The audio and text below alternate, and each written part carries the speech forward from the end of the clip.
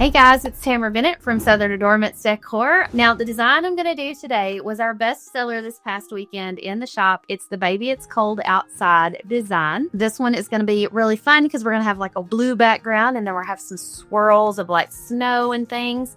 And then I've got a really cool iridescent, like sparkly glitter paint that we're going to use on our little snowman here, which will be fun. And then we've got that beautiful lettering that we're going to do at the end. If you're working on one of our laser etched wood blanks, of course the lettering is already on here.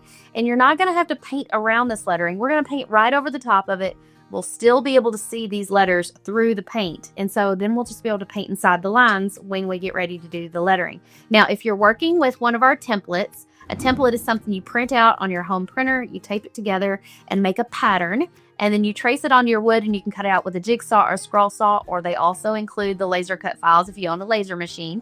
Now, if you're working with our templates and you're actually tracing by hand this design, maybe just trace your snowman on there, leave the swirls and the lettering off, cut out your shape, and then when you've got the snowman in the background painted, you could lay your template on there again and trace the lettering on last. That will make it easier because once you paint over like your pencil lines, sometimes it's harder to see it. The color that I'm using for the background is called Baby Blue. It's just a classic blue color. And don't be afraid to just start laying that paint on there. Get your brush kind of damp and just get started. I'm working with a large flat tip brush here. I'm just starting in one corner and gonna kind of spread it out and get it on there. After we get the background done, we will start working on our snowman. I feel like this is gonna turn out a little bluer than what I want. So I may actually mix a little white into this to make it more of like a sky blue. I know I've already started putting some blue on there, but you can always add a little white and then go back over the areas that you just did. Okay, so now that I've got it on there, I can kind of, make some cute little swirls and blend that out a little better if I want to, or spread it out. Oh, I got a paint booger. Anywhere that looks a little thin, because since I've got this swirly look on here, I don't want to do multiple coats of paint. So I'm just going to kind of keep adding little swirls in spots where the paint looks a little thin to prevent having to do multiple coats. And we'll see how that dries. It may still need some more. Let's start painting our snowman's body in just white. So I'm going to paint this snowman just plain white, but then I'm going to also add like a hint of blue as some like shading to him. And then I'm also going to use some iridescent glitter paint on top to make the snow in his body shimmer. So that'll be fun. And I'm just going to go ahead and paint right over those little buttons because we can paint those blue later and I can still see him. I'm not being real careful to stay inside the lines, if you can't tell. I'm staying inside the lines as best I can on his body, but like as far as on the hat and the facial features, none of that matters too much. Most of these colors will cover white if I get outside the lines. Okay, we're gonna have to do 2 coats. Now, I didn't do the blue shading on the first coat because we would just cover it back up when we go to do the second coat. So do your shading on your final coat. All right, I'm gonna get just a teensy amount on the corner of my brush. You see, it's just a tiny, tiny amount, okay? And while this paint is still wet, I'm just going to kind of pull that down and around. Now, it doesn't look very good the first time you do it, but if you do it a couple more times, go in the same direction. Too many and it'll blend completely out. That looks about right to me. So I'm going to stop, get a little bit more, and I might do some on this side of his face also. And if you feel like you got too much, just dab your brush off on a paper towel over to the side, pick up a little bit more white, and go back over it. Super simple. And I'm only going to do it on like one side of his body, kind of like there's a shadow cast. And then we're going to add that glitter paint also here in a bit. Okay, 2 colors here that I've got. I've got Watermelon Slice, which is kind of a pinkish red, and then Paradise Green, which is one of the newer colors that Deco Art just came out with in 2022. And so the Paradise Green is going to be the hat, and the Watermelon Slice is going to be the scarf.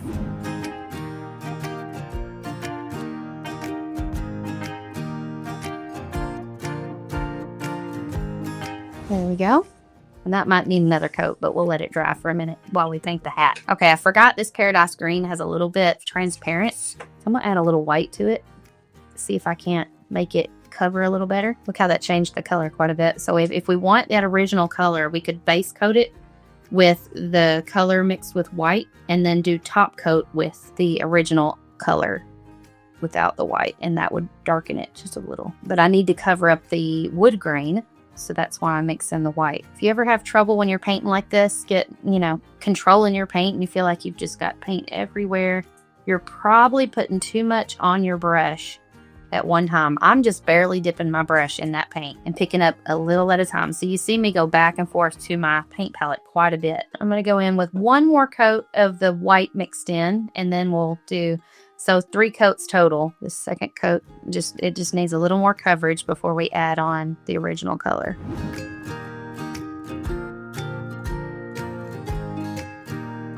So now we're going to do a third and final coat with just the Paradise Green so that it's a little deeper. Okay, so now this is the original color.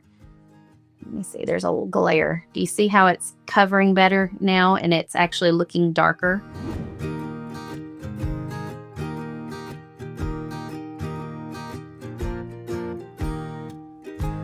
All right, I feel like the scarf needs one more coat.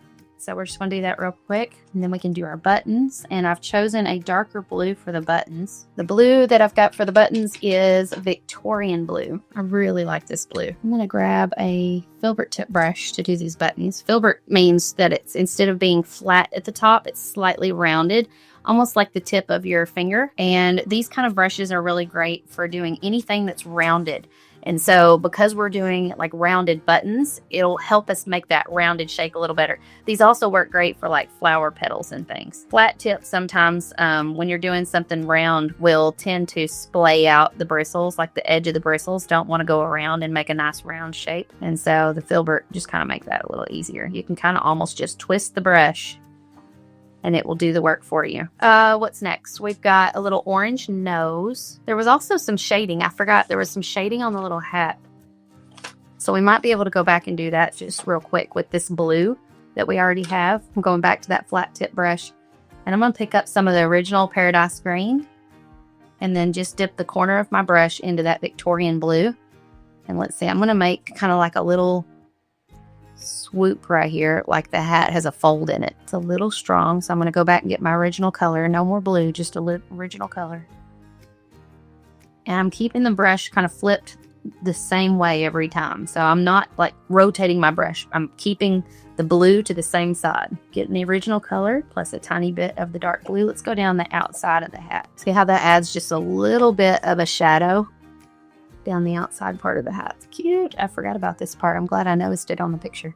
And then there's like a little rumple in the hat in the photo right here. So let's add that. Let's see. Let's bring it on up from here. Every time I dip my brush, I'm dipping in both colors. I'm getting the original color plus a tiny bit of that blue on the edge of my brush. And if I get too much, I'm only picking up the Paradise Green and softening it up a little bit. Look how that really elevated that hat. It made it go from being like flat to suddenly having some shape to it. Okay, I rinsed out my brush. I'm going to pick up a teeny bit of white and add a highlight now. So this, don't let this part scare you, but just add a tiny bit of a white highlight. I got a little too much, so I'm rinsing my brush a little and dabbing it on a paper towel. So I've just got a damp brush.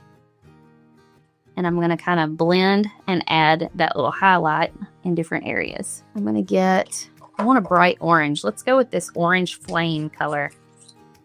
It's really bright. And I'm just going to get a round tip brush, a round tip brush and fill that in. It's easy peasy. And then his eyes and mouth are, actually, I get a lot of shading on this one when I designed it.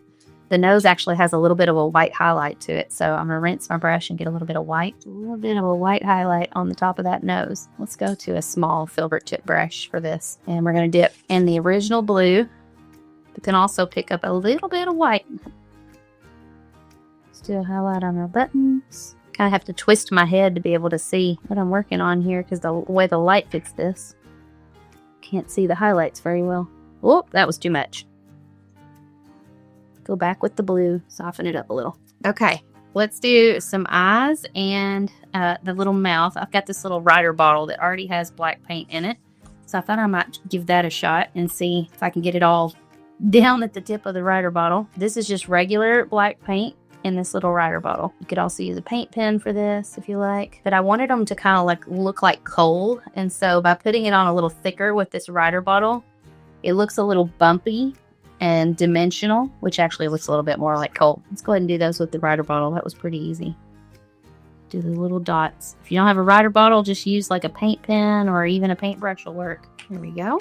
And then we've got to do our swirls and our lettering and our iridescent paint. But I got to let some of this dry before I can even start that because I don't want to make a mess. So let's go ahead and maybe work. I think the swirls are going to have to be last because otherwise I will get my arm in them while I'm painting the lettering. I'm going to switch to a brush for the lettering. We have some areas that are thicker than others. And so I like to start with a brush that can kind of like go wide enough to cover most of the area. It just saves time. But if you struggle with the control of your paint, then you may not want to do that. You may want to go with a smaller one. And I cannot find the size brush that I want. Maybe I don't have one that size. Thought I did. All right, we'll just go with the smaller one. This might take a minute. And I'm using the Victorian blue color. Actually, the color on the example is a little darker than this. So let's do the Victorian blue mixed with a little bit of like a drop of black. Okay, so this is a filbert tip, size 5, I believe. And notice when I flatten out my brush, like how wide the stroke is, that's still not filling up the entire inside area of the letter. But if you have good control over your brush, you should be able to push down and then let up just a little bit. And when you let up, you'll get a thinner stroke. Or like for these areas, instead of pushing down and flattening the brush out, I've actually got the brush kind of turned up on its end to do a thinner stroke. And then flatten down to do areas like this.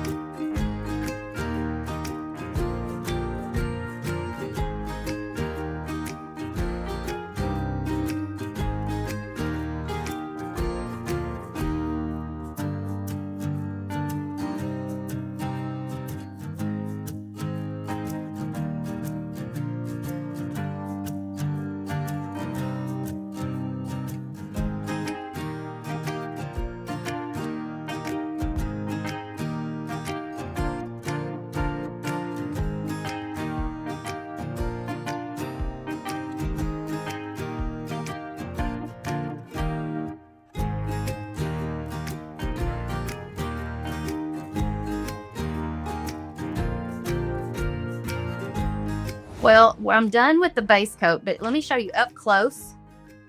Do you see how it doesn't have perfect coverage? Like there's parts of it that are a little thinner than others. Instead of going over the entire lettering again, something I'm going to do is take a little bit of white and kind of blend it into the side of my blue to create a slightly lighter blue. I'm going to get like most of it off my brush here and just do like a little highlight inside the lettering. So this kind of masks the fact that it needed 2 coats. And you just need very little on your brush. So if you need to, keep your paper towel handy. Actually, this probably will work better if I dry the lettering first. I just realized it's blending too much. So let me dry this because some of this lettering up here is still pretty thick. Okay, let's see if this looks a little better. So I'm getting a little bit of white. I'm mixing it with my navy, kind of creating an in-between color. I'm dabbing some off my paper towel. That way I make sure I don't get too much. So now we've got it touched up, but I wanted to hold it up here so you could see the shading in the lettering. Do you see the difference? It's very subtle, but it makes it look like the lettering has dimension to it. We're not done yet. Okay. Now I'm going to take this round tip brush. See how long the bristles are on this? Pretty long, right? They're longer even than the one that we used to do the lettering. I'll hold them up for comparison. See the difference in length? Okay, so we're using the longer one. You need to kind of get them all smoothed out as best you can. Like get it wet, smooth them out, put it in your mouth, whatever you got to do. And then we're also going to water down that navy that we've been working with. Not a whole lot, just a little. Pick up a little bit of that paint. And now we're just going to do like a swirl through.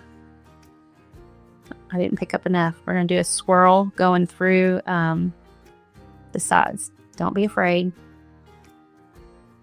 Keep a baby wipe handy. That way, if you hate it, you can just clean it up. But get a generous amount on your brush and start your swirl.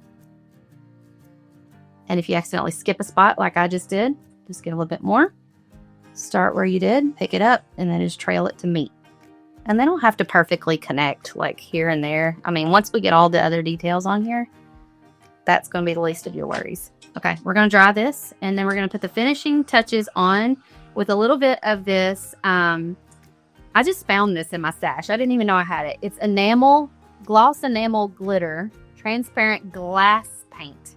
I don't even think it's made for wood, but it works on wood just fine. We're going to let that dry a little longer before we do our puff paint swirls.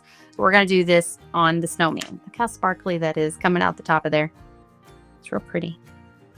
And it's like ultra fine glitter. I don't know if I want to cover the whole snowman or just do little highlights of it. I kind of think I just want to do little shimmery highlights because this stuff is pretty glittery. We could just add it in spots. So maybe it's just a little bit on the snow. We're going to do a little on the scarf. I'm going to need a smaller brush to do those buttons. The little black dots on the buttons are still wet, so I'm trying not to touch those. I'm going to add a little bit to our lettering too, because why not? Just kind of like we did with earlier with the downstrokes. Just going to do a little bit here and there. Yeah, I think I'm just going to keep it on the highlighted areas. Can you see it on the snowman now? Sort of. Okay, and now we're going to use this puffy paint. Got it at Walmart. It's not an Americana Deco Art brand, but it's just white glitter. Now this stuff, you kind of have to have a confident hand when you start using it, or it won't squeeze out well. And so I'm squeezing kind of hard. I'm not worrying too much about those laser etched lines because I don't want to have to feel like I have to follow inside of a line. I want to feel like I can just swirl and have fun with it. So as you're squeezing, kind of just pull the paint, the bottle where you want it to go. Some of these look prettier than others, but I think once it starts looking glittery, like after it dries, it'll be really cute. We are done. Look how pretty. This one would be a great one to hang up after Christmas is over. So if you want to grab the blank to this one, you can get it at shopdoorhangers.com. If you can cut your own, you can use our template or our laser cutting files that come in the templates and cut out your own shape using a scroll saw, jigsaw, or a laser. It'd be a lot of fun. All right, y'all. Bye, guys.